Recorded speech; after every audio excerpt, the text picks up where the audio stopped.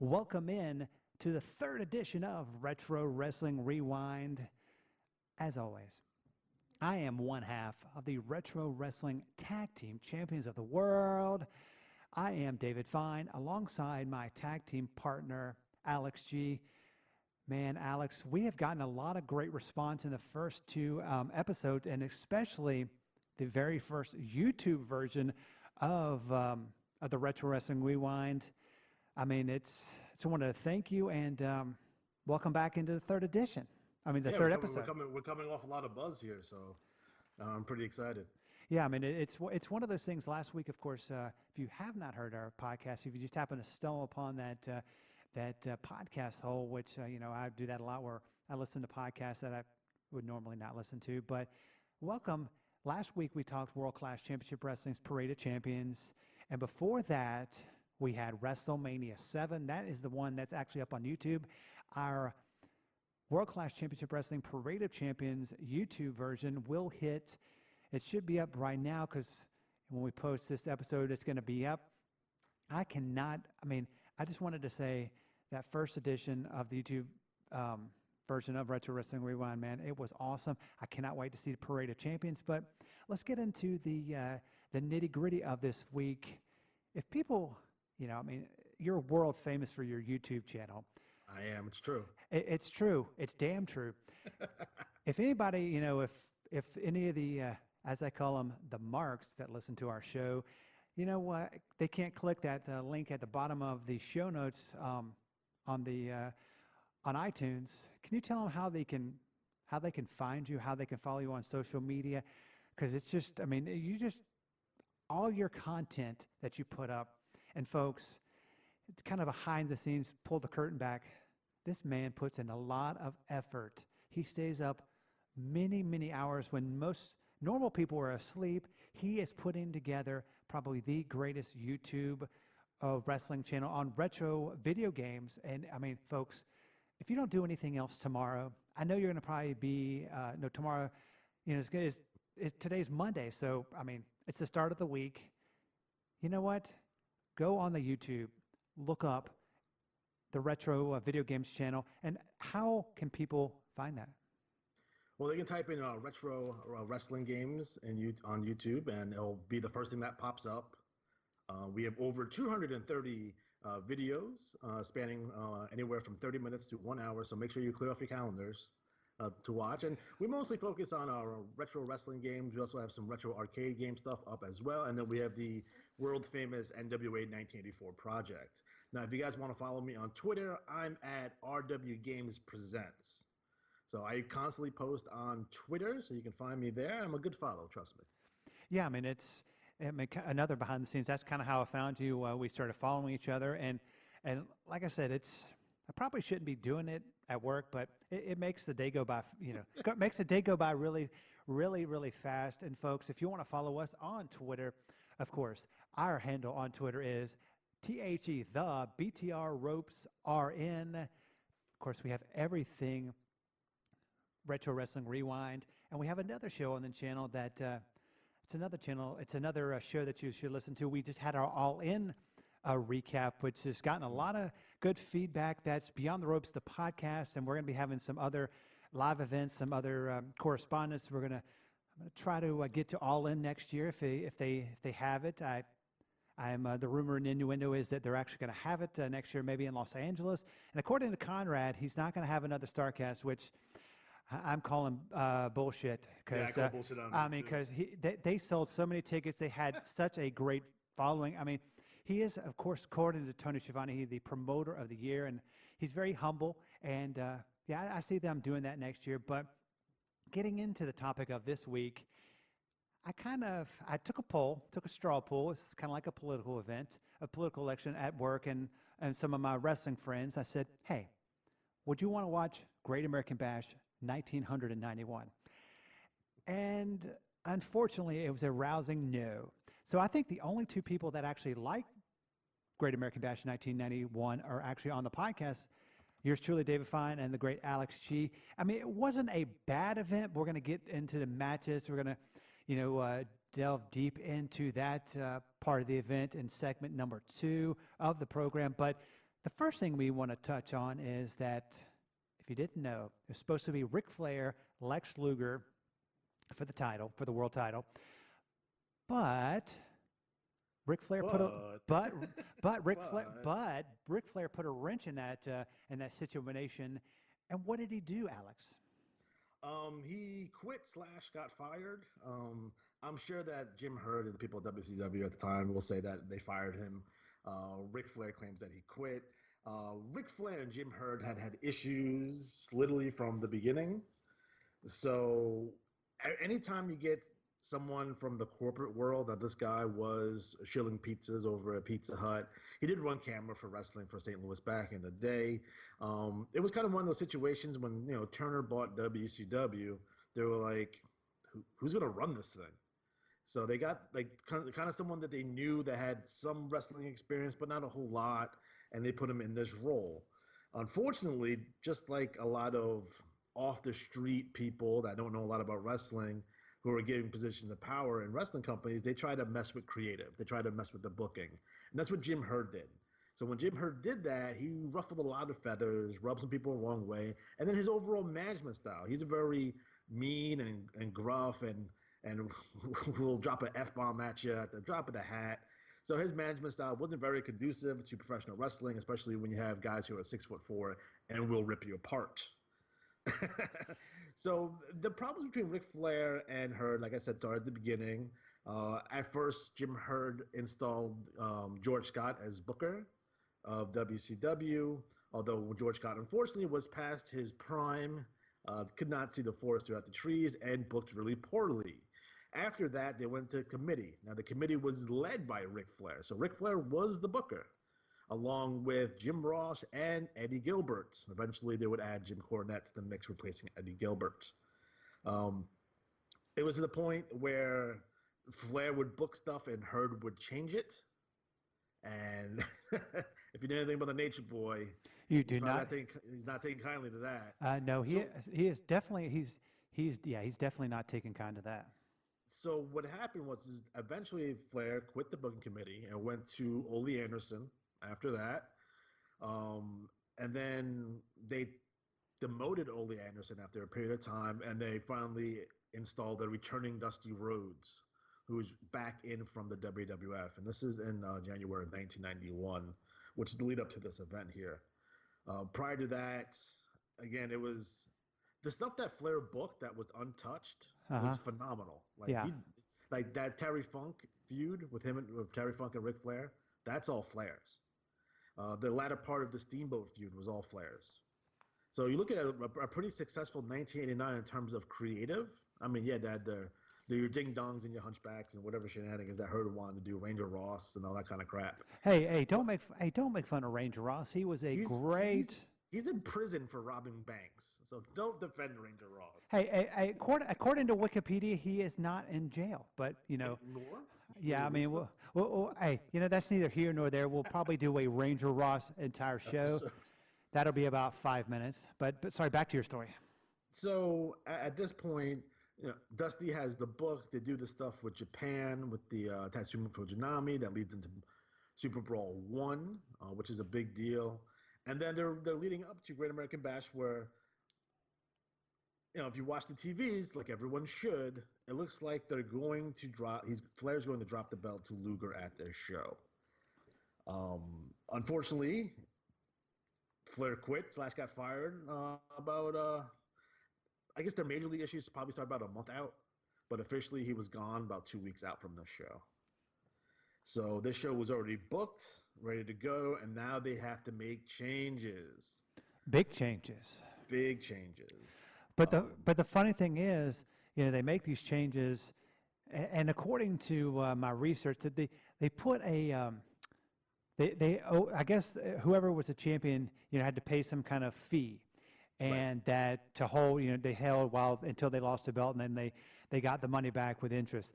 But of course, Flair, said, "F you, I'm gonna go to the WWF at the time," and of course they commissioned a new belt, which was not able to be there in time. So what did they do?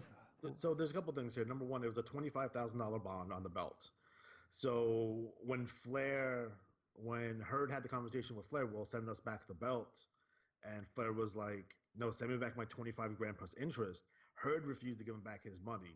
So Flair's like, I'm keeping the belt. Yeah, I mean, So Flair kept the belt.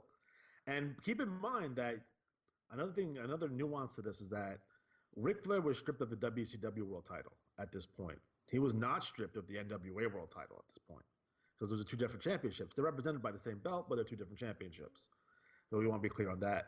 He does not get stripped from the NWA World Title until he signs with the WWF. They commissioned a new belt, but again, it wasn't there in time, so they had to use the old Florida Championship Wrestling belts with like WCW tacked on it.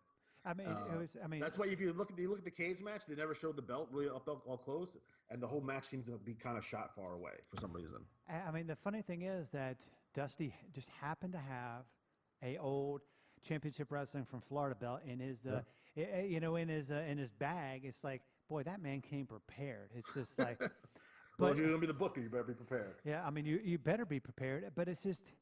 I want to go back quickly to Jim Herd and his tenure in WCW. For all intents and purposes, it was a complete disaster, and he dug such a hole for WCW that it took him a very long time to dig out of it. Now, his biggest issue lies with personnel management and getting involved in creative, but he did some positive things that I want to stress out here. He was the first person to really put merchandising as a focus in WCW. And you'll see in 1990 and 1991 that you see the action figures, video games, trading cards. The WCW magazine becomes a thing. He gets the advertisers to come in, good national advertisers. They had Nintendo, they had Mountain Dew, they had Ruse. I know Ruse is, I know that's a joke because they put it on the ring post, but Ruse is a pretty substantial company out of St. Louis. So they were getting revenue in from advertising and licensing that they weren't getting before when they were Jim Crockett Promotions. And a lot of people will sandbag Jim Herd for his business acumen, but actually his business acumen was correct. Unfortunately, the rest of him was not correct. You can't treat people that way, especially in the world of professional wrestling, number one. No. And number two, if you know nothing about professional wrestling, do not get involved in creative. Again, the Turner organization, again, not being experienced in professional wrestling, didn't understand how it works. You don't book for today. You book for 6 months from now. And that's the big thing. They wanted to turn around extremely fast. And just because you book a hot angle today, it's not going to show up in the houses or in TV ratings until a couple of months later. Now, look at the Attitude Era. They started their really big push for the Attitude Era in early 1997. They didn't see any results from that until the middle of 1998. So just keep in mind, it might take a year, 6 months, to where you're booking today can help you draw money tomorrow. You can't make money today. You got to keep your eye on the prize for tomorrow. And I think Jim Herd and the people that turn the organization didn't have their eye on the ball when it comes to that. So you see a lot of changes in terms of bookers. You see a lot of changes in terms of the creative. You see angles that don't go anywhere because they don't draw. I mean, they're not supposed to draw. Yeah, I mean, the funny thing about that is that I actually worked for WCW for about a year. In 1997. So that was 6 years after this. It's like at that time, I could kind of see the writing on the wall. Dusty was still there. I mean, the power, they had the power play. It was just, I just think that one move of Flair going over to WWF at the time and saying, F you, WCW. And then, I mean, I know that Vince didn't, acknowledge World Championship Wrestling, NWA, right, but he had the big gold belt on television. Which I mean, what were your thoughts of that looking back, 27 years later? That blew my mind the first time I saw it. The first time I saw it was on Wrestling Challenge at the end of an episode of Wrestling Challenge. And I'm like, no way. It can't be. That's impossible. Because even like at that point, it was a couple of months later, Flair is gone from WCW. It's like, no way they're bringing Flair in. I figured he'd be like going to the AWA or something. You know what I mean? Like, yeah, he's not coming to WWF. Again, I'm, 9 years old at this point. So that's my thought process behind that. But I wasn't reading the sheets or any of that kind of good stuff, so I didn't know the backstage aspects of this. But yeah, I mean, what's funny, a couple of things you have to realize here. Number one, Ric Flair had an open offer to come to WWF whenever he wanted. So he talked to Vince. You come whenever you want. Yeah. Ric Flair was supposed to come in for SummerSlam '88. He did not. The reason he did not is because Jimmy Crockett was still in charge of WCW, still the owner of Jim Crockett Promotions. And the big thing was that he re-signed with Jim Crockett. Jim Crockett got him to take a pay cut because they're losing money hand over fist in 1988, right? All the wise knowing that he's going to sell to Turner. He could have paid Flair $3-4 million. It didn't matter because he wasn't going to have to pay him that money anyway. It was going to have to be Turner. Even more that the fact is that Turner was not going to buy WCW without Flair. If they didn't have Flair on the contract, they were not going to buy. So it was imperative for Jim Crockett to convince Flair, his friend, his longtime friend, hey, we're going to sign you up. You're going to take this pay cut. So Flair actually lost money by staying in WCW. He could have went to WWF in 1988, and there was plans for him to be the first guest on the Blood or Love show at MSG, and that was going to be a big deal. And that never didn't go through. Instead, they had the great Hacksaw Jim, tough guy. Anyway, but no, it's one of those things that, yeah, I mean, Flair. I mean, he was the man, in the NWA. He knew that, Yeah. but it's one of those things that. Now losing Flair here eventually did end up costing Jim Hurt his job. Yeah. So he's gone. I don't think he makes it. I don't think he makes it into '92. Oh, I mean, I'm surprised WCW made it into. Well, yeah, a show like this for any other time, for any other company would have killed the company because number one, the changes they had to make, and there's multiple changes, not just in the title match, and we'll get into those. I'm like, what were they thinking? Welcome to Baltimore, people. Yeah, and their athletic commission. But oh yeah, we won't even talk about that. But on that note, we're going to pause, and coming up in our next segment, we are going to talk, of course, in depth about one of the greatest pay-per-views of the 1990s. We're going to be talking about Great American Bash 1991 in depth. That's all coming up right here on Retro Wrestling Rewind, exclusively on the Beyond the Ropes Radio Network. And we barely made that 10 count, but we're back on Retro Wrestling Rewind, exclusively on the Beyond the Ropes Radio Network. Welcome back to Retro Wrestling Rewind. On the last segment, before we went to the break, we talked about the controversy of the end of the world title being taken to the WWF and how they had to scramble and get a new belt and all that good stuff. But we're getting to the meat and potatoes, as they would say, of the card. It was a 12-match card with a one black, a match that you didn't see on pay-per-view. It was a dark match. We won't go into that. It was JYD defeating Black Bart. So you know how everyone thinks of JYD. But the first match, this is probably I'm using a politically incorrect term. It's retarded. Why would you put PN News, who weighs, I'm not sure if this was a shoot weight, he said like 400 pounds, whatever, maybe give or take. Bobby Eaton, who of course was in the original Night of the Skywalkers, taking on Terry Taylor, the computerized man of the 1990s, and the man who would come to be known as Stone Cold Steve Austin. He was the current TV champion at the time. Why would you put them on the scaffold? And of course, a caveat, it was supposed to be just a traditional scaffold match, but they made it a capture the flag match because no one wanted to take a bump off that 25-foot scaffold.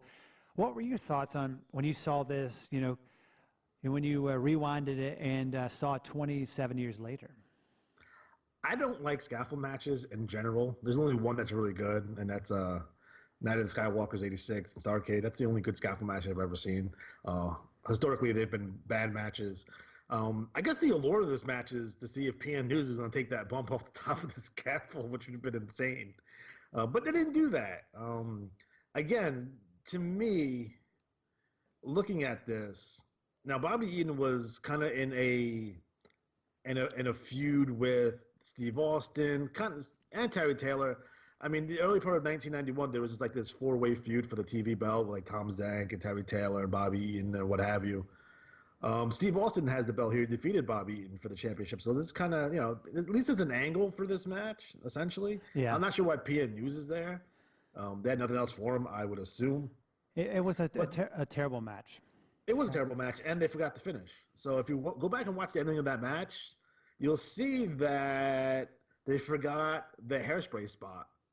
Yeah. So you'll see Bobby Eaton walking back like he's about to win, and he has to walk all the way across the scaffold again because they forgot to do the hairspray spot with Lady Blossom. Yeah, so they do the hairspray spot, and then he walks back and wins it. I mean, I was wondering. I was like, why did he go back? But of course, now that I think about it, and one kind of, I don't know, nitpicky that since I am in TV and kind of on that production side, the beginning of the show they had they didn't have an intro by Jim Ross, good old JR, and the great Tony Schiavone. They just went straight to Gary Michael Capetta, who welcome everyone to the Great American Bash. I'm actually watching it currently on the WWE Network live from Baltimore, and then they just went straight into the match. It was, I mean, you think this match would have been better if someone had said, "Hey, I'll take the bump off the scaffold." I mean, because in the original Night of the Skywalkers, you remember, they didn't fall from they basically fell from the top. Jim Cornette did,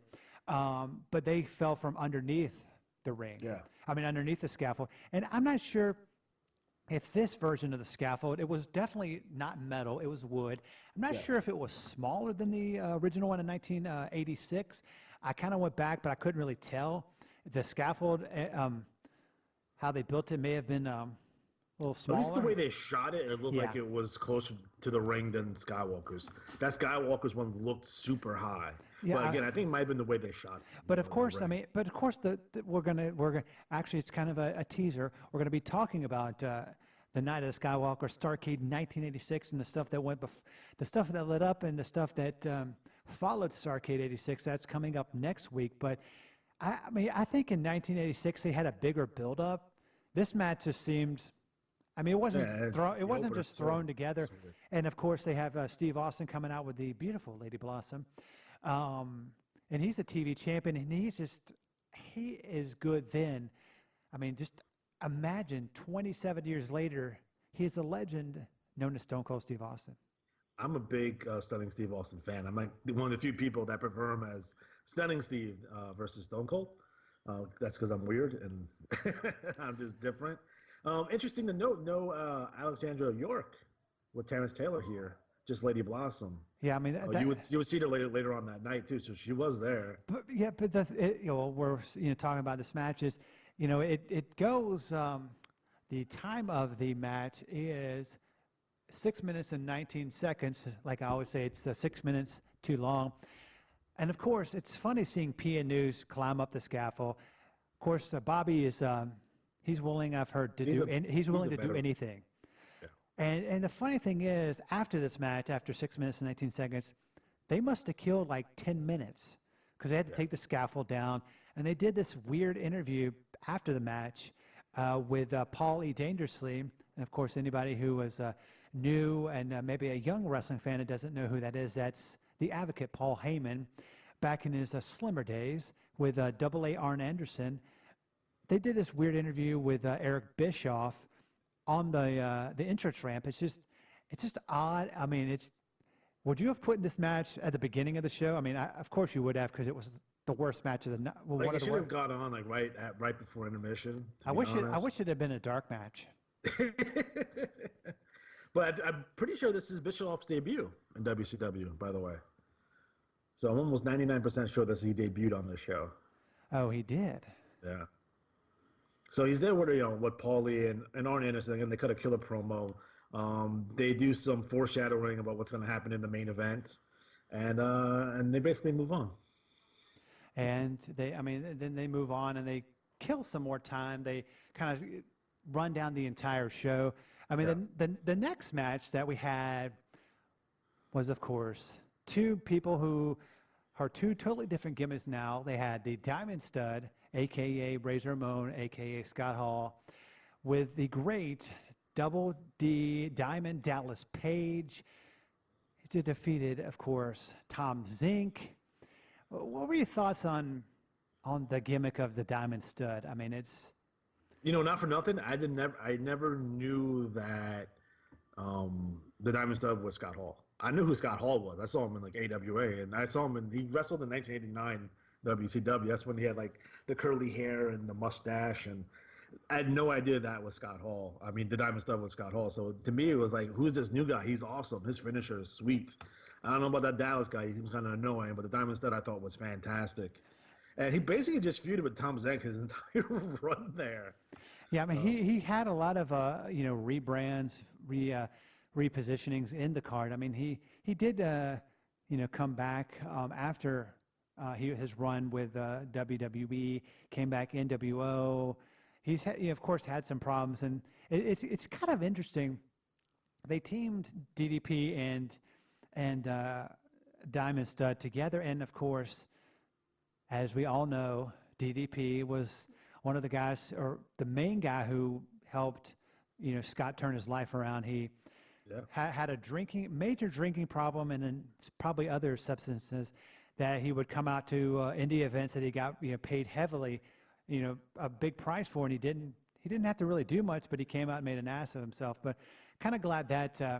He's in a better place now. Yeah, well, he didn't die. He's in a better place. Okay, I understand that. The next match was actually, I mean, for what it was the great Ron Simmons, the future WCW champion. He defeated Oz with Merlin the Wizard, and I come to find out through the old Google machine, you know who Merlin the Wizard was? It was Kevin Sullivan. Yes. Thanks for spoiling it. But yes, and he took on Oz, who you know who Oz became, right? Kevin Nash. Yes. Well, what were your thoughts on this gimmick? I mean, it was. I liked his debut. Oz had a hell of a debut at Super Bowl that year. I thought it was awesome, and then come to realize that, hey, that's the Blaster Master. Oh, this is gonna suck, and it did. Ron Simmons, in the midst of his push, they're really hot on Ron Simmons at this point, so they're going to put him in the main event scene at the end of this year. So they get him ready for that. Again, he just basically squashes Oz, and that's all we see from Oz. He's pretty much done after this. I mean, I'm not too broken up that they decided. Do you know that Kevin Nash, along with, we'll talk about him a little bit later, Johnny B. Bad, and the legendary Van Hammer are like your first graduates of the power plant? I mean, True I'm story. not. Is that a true story? That's a true story. It's a true story. And the next match of the night, moving on to match 5 of the night, it was the great Richard Morton. Of course, anybody knows it's Ricky Morton of the Rock and Roll Express, of the former of the Rock and Roll Express, with the very beautiful Alexander York.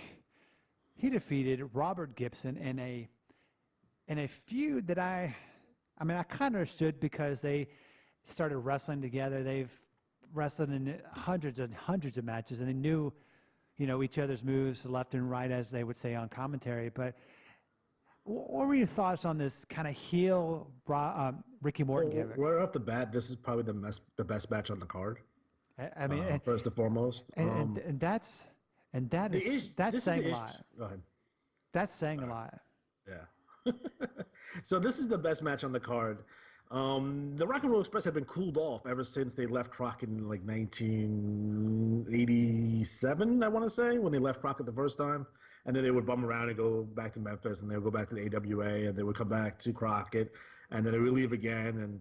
And finally, they're back here in 1990, I believe they came back. So the Rock and Roll Express wasn't as popular as they once were. So this was the perfect time to split them up.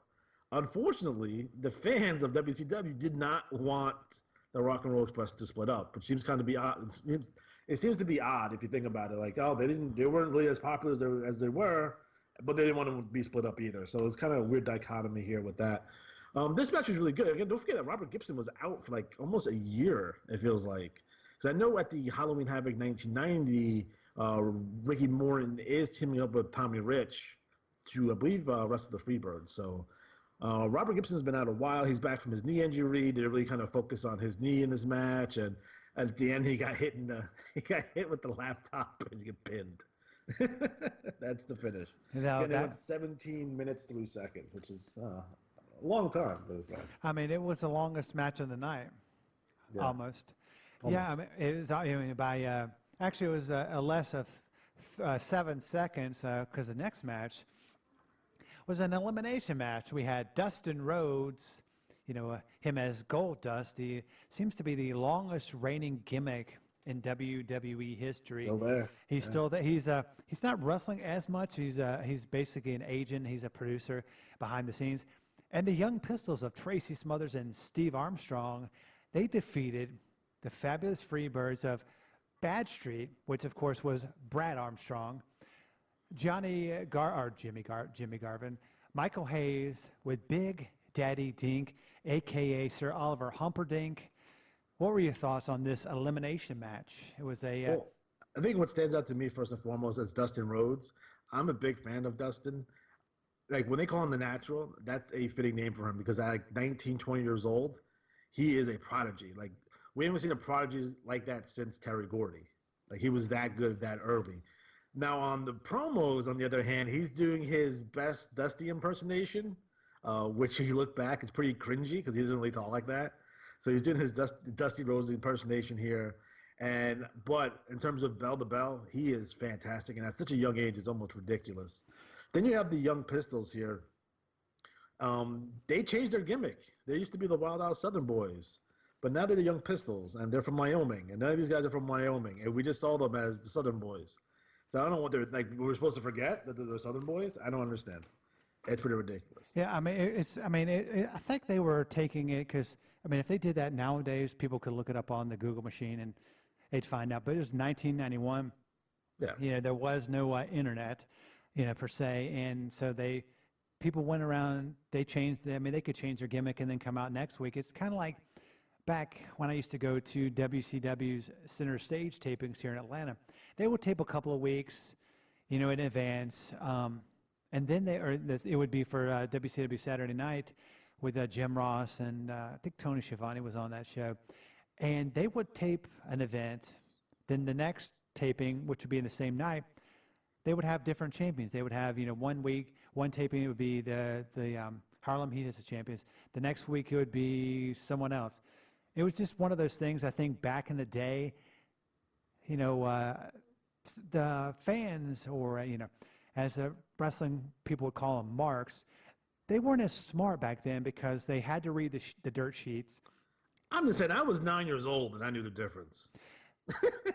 Well, I mean, you were. I did watch the show every week, though. Too, I mean, you were a smart young man. I mean, I had my issue with the PWI right there. It was all good. And I mean, and I think nowadays that the PWI and all this stuff is instant. They have Twitter, they have Facebook, Instagram. But back then, they had the dirt sheets that got sent in the mail, and then the PWI that you have to go get at the local convenience store, or it gets sent to your house. And it would be, by the time you got it, those people could be dead, gone, forgotten, but it was still a new issue. I don't see that happening now. I mean, as much because they still put out those magazines, but I just. They do 6 a year now. They cut it down to 6. Yeah, and as they call them, the Aptermax. Yeah. With the Freebirds here, I hate the Freebirds in this gimmick. I don't understand when they became a rock and roll band. It's ridiculous. This is not the Freebirds. This is some weird rock and roll team. Hey. It's so bizarre. I don't know what Michael Hayes is doing. I don't know why they're heels. I don't know why I don't know why Bad Street is there. They had to change his name because at Super Brawl he debuted as Fantasia, but then Disney got all mad at them. So they changed it to Brad Street. At the end of the broadcast, I'm gonna play probably the greatest wrestling related song by a wrestler. I'm gonna play it at the end, and we'll talk about it next week, and we'll see if I can maybe bring you over. I hope it's the Captain Lou song because that song's awesome. You'll have to listen to the entire episode. That's kind of a teaser for everyone. Listen to the entire episode at the end of the show. When we go to the credits, we roll the credits. I'll play a song, and we'll see if you like it, if you recognize it, and maybe we can bring you back to Bad Street USA. I'm also curious about why DDP's not with them because DDP was their manager, and they had a manager, and they had Sir Albert Humperdinck, who was Big Daddy Dink here. So the Freebirds entourage was Bad Street, Garvin, Hayes, DDP, and Dink, which is pretty ridiculous. Again, I love the Freebirds. The Freebirds of Michael Hayes, Gordy, and Buddy Jack Roberts. Yeah. Jimmy Garvin, not so much. I don't know what they're doing. It's weird. They're doing the Atlanta chop thing, and it was weird. And they're being cheered, but they're heels, but they should be baby faces. I don't know why. Very bizarre booking here. Nice to see Dustin Rhodes get the win here, though. Yeah, I mean, nice. He got the old W in the book, which is is great for his career because, like we said, he's still in the business up in the WWE. The next match was. It just shows the times that there's no way in hell that they could get away. I mean, they could probably get away with this, but it wouldn't be as easy. The Yellow Dog, a.k.a. Brian Pillman, defeated the great Johnny B. Bad with playa Teddy Long by disqualification. I mean, what were your thoughts on this? Okay, this is a big deal here because this is WWE changing history a little bit here. So if you watch your WWE Network version of this show, there's going to be a part of it where they said that the tape was messed up and the footage was bad and that kind of stuff. And I know exactly what they cut out of the show. So there's a point right before the match starts where Pillman walks right up to the camera and he says, "Johnny, don't be bad. Johnny, be gay." That's what he said.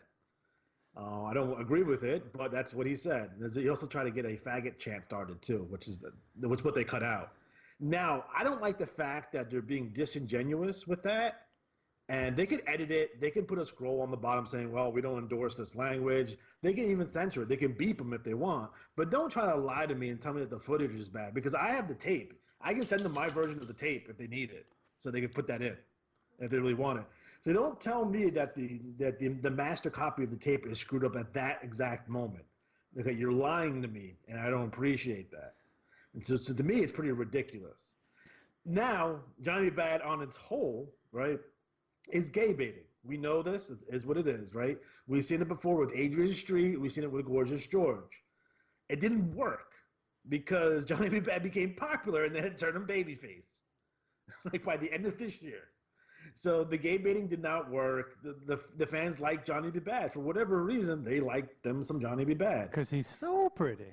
He was like he had the Little Richard and the Muhammad Ali thing, and he's a bad man, and he got over.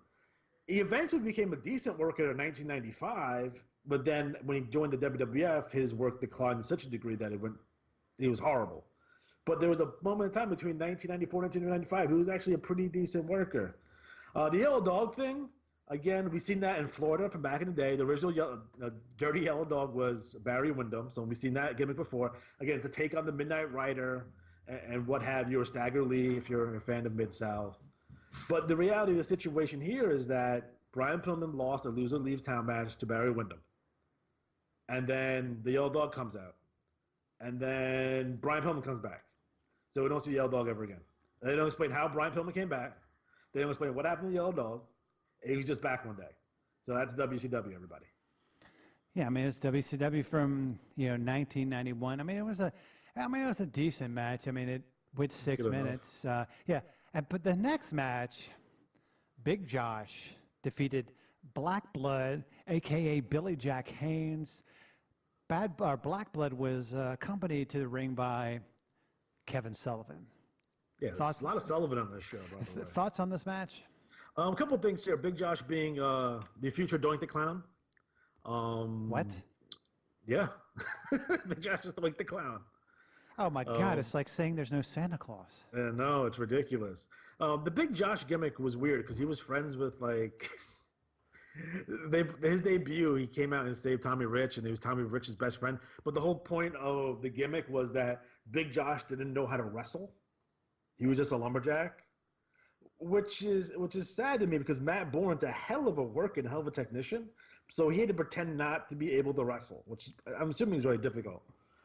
Black Blood here, again, Billy Jack Haynes, he's nuts. He's a crazy person. There's nothing more you can say about Billy Jack Haynes. Watch the shoot interview. He's out of his mind.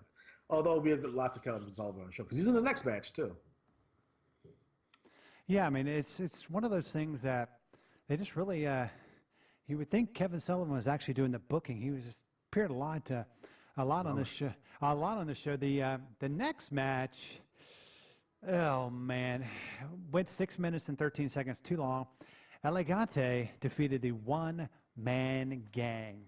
I mean, talking about opposites of tracks.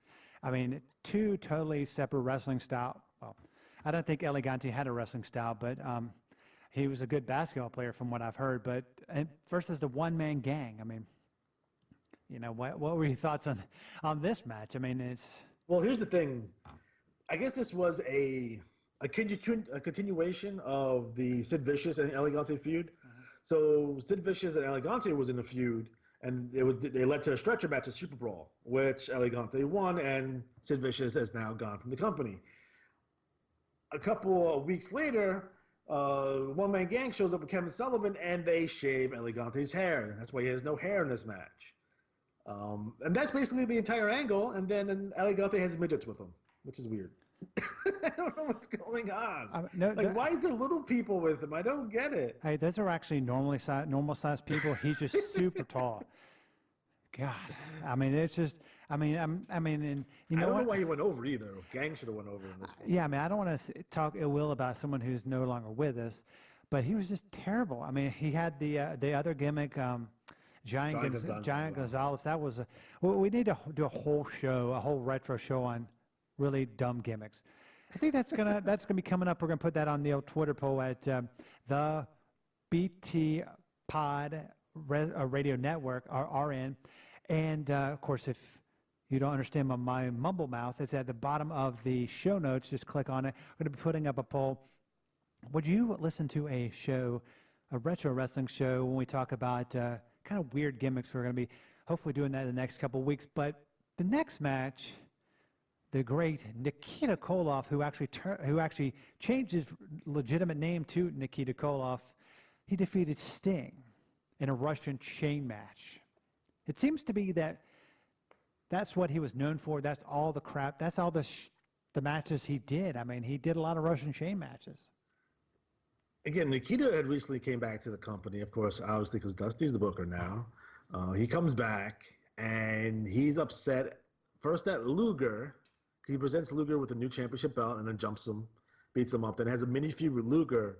Then at Super Bowl I, he comes in to attack Luger. Sting pushes Luger out of the way, and then Nikita nails Sting, and then they fight in the back, which leads to this feud, right?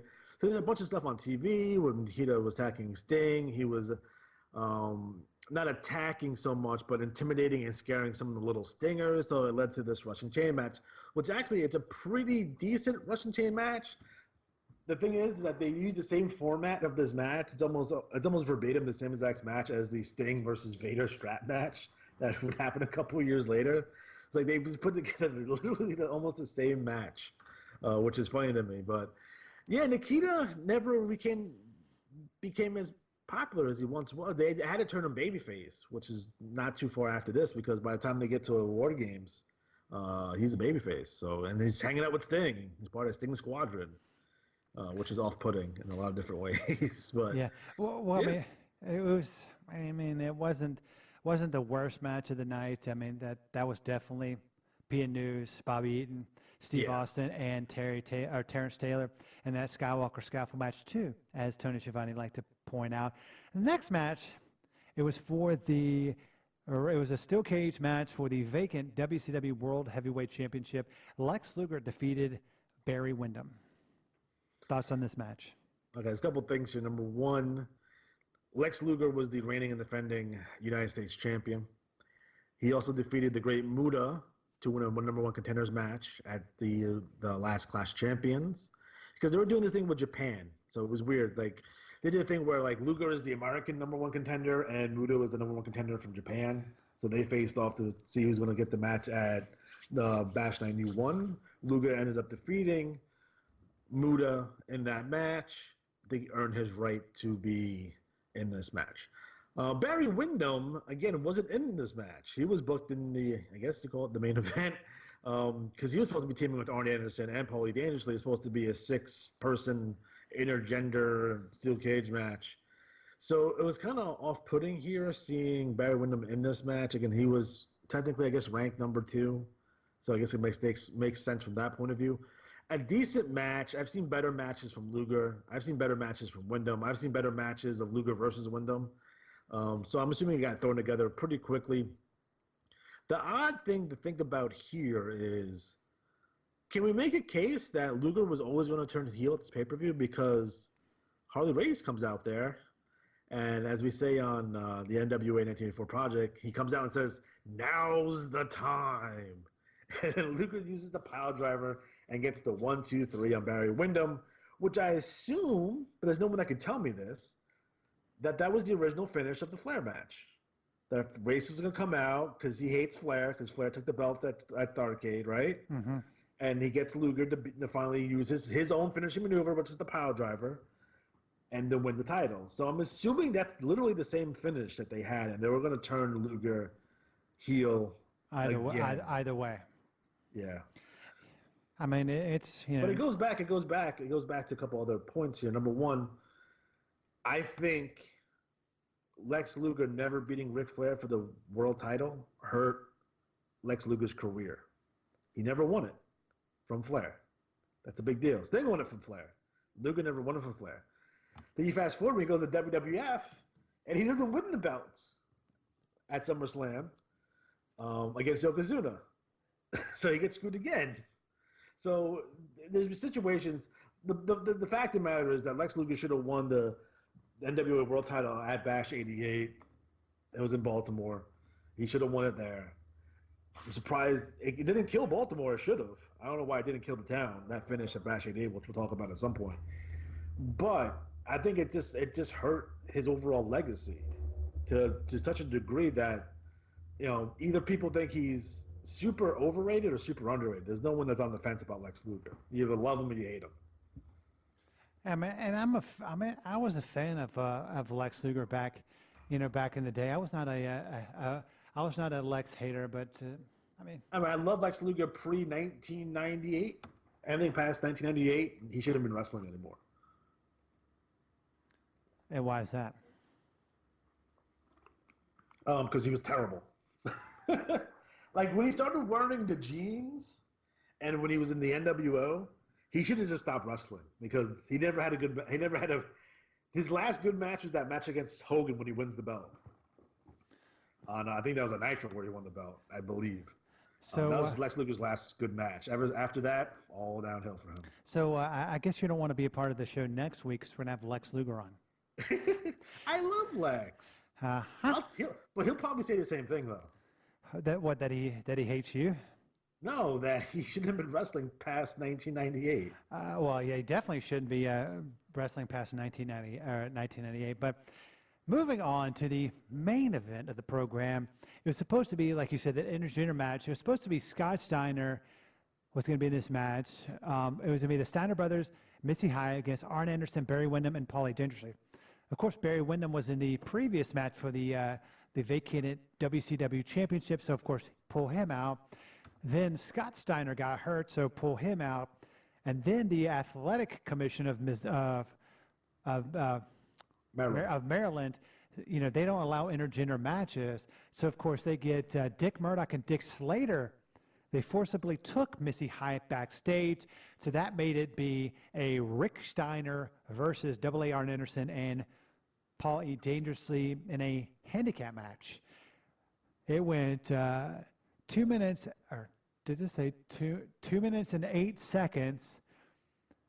Rick Steiner defeated them. What were your thoughts? Do you think this was just thrown together? But they knew. Who booked this crap?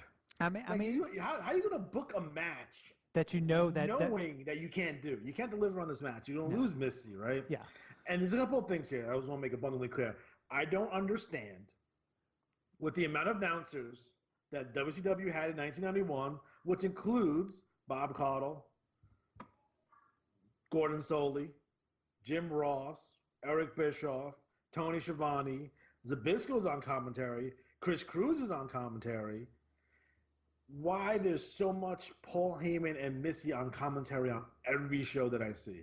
Every TV show has Paul Lee, Jim Ross, and Missy Hyatt. It's completely insane. And yes, Paul Lee's a pretty good announcer. Missy is a decent interviewer. I liked her whole gag that she did for this entire year, which was trying to get into the locker room to interview the wrestlers. That was a big thing in 1991.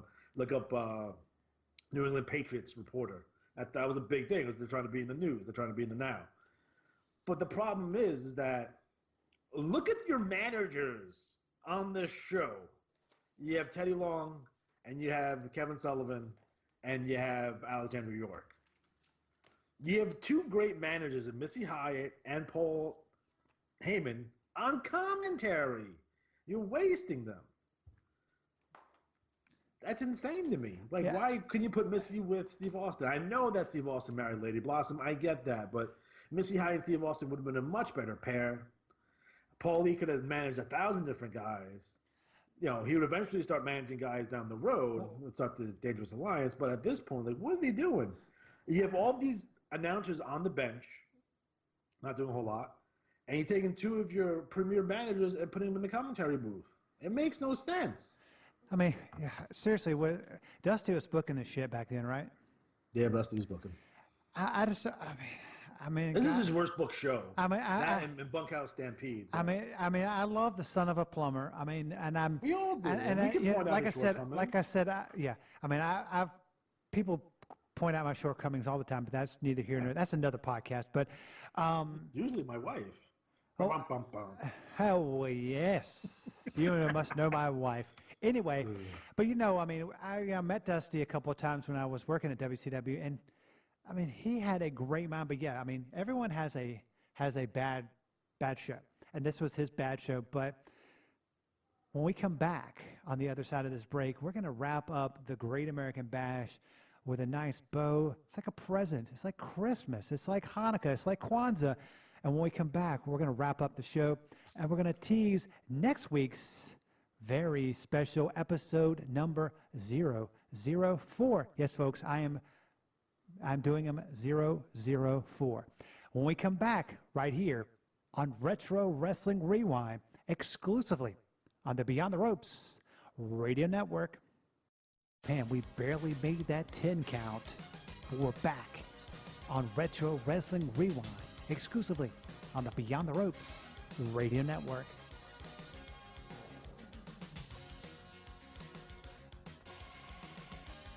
Welcome back to Retro Wrestling Rewind, exclusively here on the Beyond the Ropes Radio Network. As always, I am one half of the Retro Wrestling Tag Team Champions. I am David Fine, alongside my tag team partner, Alex G.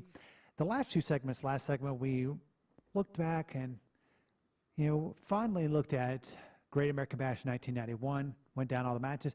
Segment before that kind of went into the controversy of the Ric Flair moving to WWF, taking the title.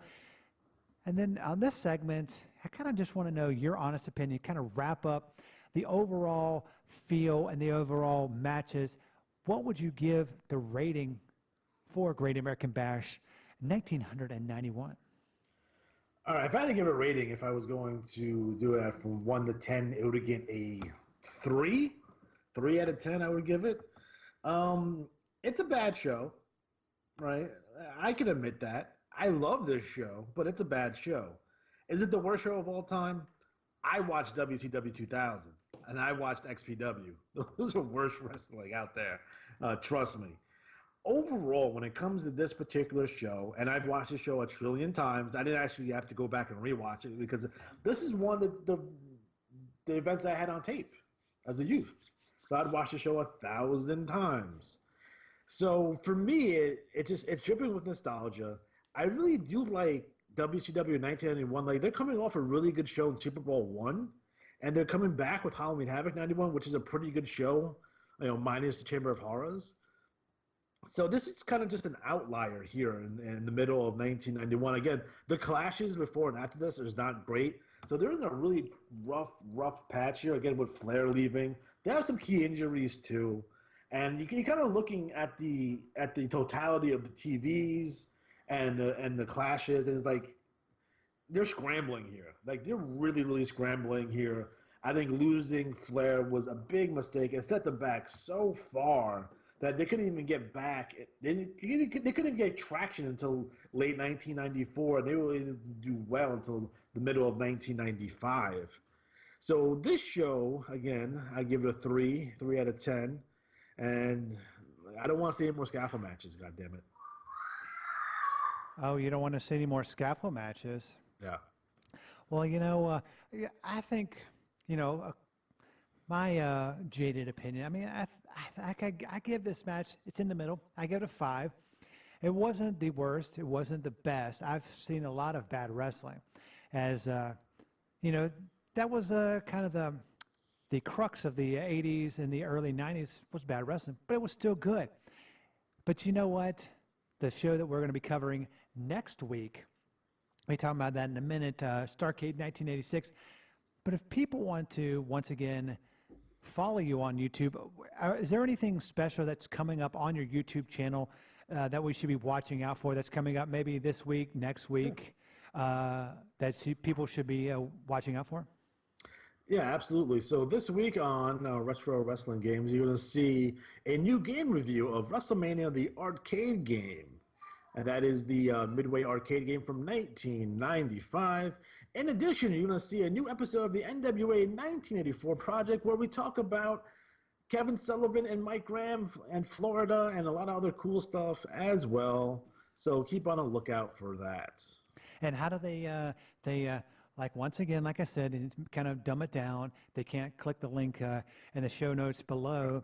How can they find you? How can they follow you? How can they find that #1 rated YouTube show? So you can find us on Twitter at RW Games Presents. And then to find us on YouTube, just type in Retro Wrestling Games, and we will be the first thing that pops up, trust me. And, of course, if they want to see the YouTube version of this show, which by the time you're hearing our voices for episode number 3, episode number 2 of our YouTube version of the program has dropped. And seeing as we don't have a custom YouTube channel name yet, what would the fine folks listening in La La Land, how would they find us on YouTube and kind of give us a subscribe? All you gotta do is go to YouTube and type in Retro Wrestling Rewind, and we're the second thing that pops up. So just click on that. When you see the Blockbuster inspired logo, you're in the right place. Yeah, I mean, we've gotten a lot of heat for that. I've gotten a lot of, it's kind of like a heel thing. I love getting heat. I was talking with a wrestling friend of mine at work who is a former wrestler in the independent circuit here in Georgia, and he hated being a babyface. And I was a babyface wrestling announcer, manager for a couple years. And I said, you know what? It's easier to get heat. It's easier to make fun of some people. So I love getting the heat from our folks about the YouTube, about the Retro Wrestling logo. It looks like the old Blockbuster. But you know what? There's going to be some perks to that membership coming up in the next couple of weeks. But next week, we talk about Starrcade 1986. We talk about the stuff leading up to Starrcade 86 and the stuff after Starrcade 86. I mean, are you as excited as I am about talking about Starrcade 1986? Yeah, because this show is fantastic. I'm not going to give it my rating, but I would probably give it a 20 out of 10. But for Alex G, I'm David Fine. You want to hear the Retro Wrestling Rewinds take on Starrcade 1986, the Skywalkers? You have to tune in next week. And right now, I'm going to play that song that Alex G does not like, because next week we're going to find out that he actually loves this song. They're not rock stars. Oh, folks, listen here. We're going to change your mind. We're going to blow your mind. But we'll see you next week, exclusively here on Retro Wrestling Rewind, exclusively on the Beyond the Ropes Radio Network.